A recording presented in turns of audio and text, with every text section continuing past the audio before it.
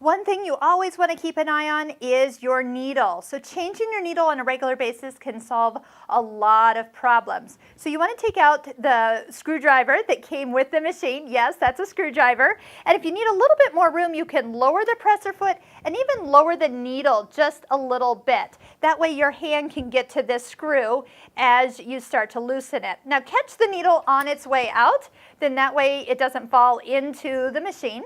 Needles go in flat side to the back. So when I go to put a needle back in, I want to make sure that the needle goes down in the foot first, and you have to make sure it comes all the way up as high as it'll go. So make sure the screw is loosened. Lift it up as high as it will go. You can easily tighten it first with your fingers. Now here's the trick. Don't tighten it too much with the screwdriver. That can over tighten it, but just a nice little tweak to keep it from falling out. Now one thing that you want to do is if you actually just take a stitch, so right now the needle is not at its highest position. So if you just take a stitch, that needle comes all the way up.